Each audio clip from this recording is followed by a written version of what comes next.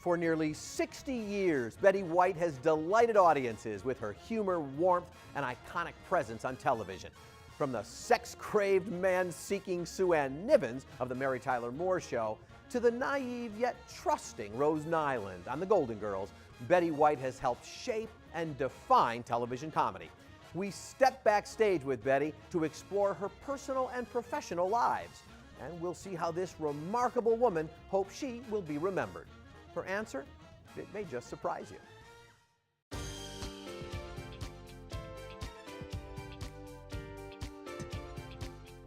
Betty Marion White. A lot of people think your name is really Elizabeth, is it? No, I was christened Betty because my mother didn't want any nicknames, no Liz or Lizzie or anything like that.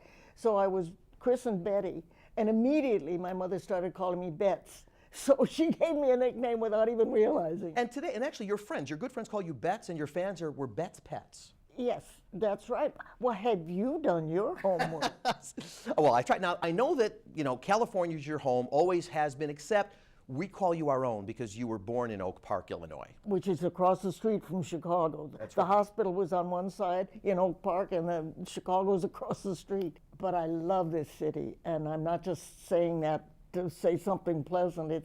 It's just turned into one of the top cities in not only the country but the world. Your parents, Tess and Horace, they were very important to you. You've written about them. How have they influenced your work and your career? Well, everybody says, when did you first get so interested in animals? I mean, where did that come from?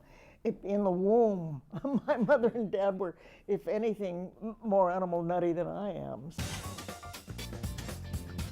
You actually started as a model. I did one modeling job when I was a sophomore in high school, and I got 50 cents for it. That was the end of my modeling career.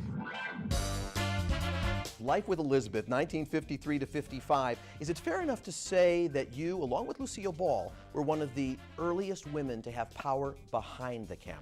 I was the producer. My best friend was the writer, George Tibbles, and he wrote, in fact, for the first. Let's get to the shows everybody knows you for. And we've got to start Sue Ann Nivens, the happy homemaker from Mary Tyler Moore. Neighborhood nymphomaniac. Script 73. It called for an icky, sweet Betty White type.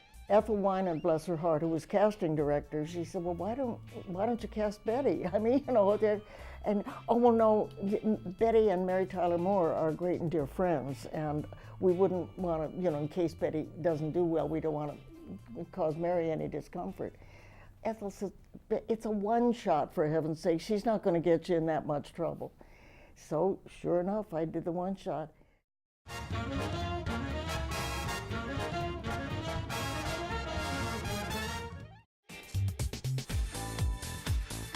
And we go to the Golden Girls, and we've got to spend time on that because, and I'm serious, I've got the entire series on DVD. I watch it hours and hours a day and all night long. Oh, bless. And so that said, you won an Emmy for your portrayal the very first year, nominated every year for playing Rose Nyland, St. Olaf, Minnesota's Pride and Joy.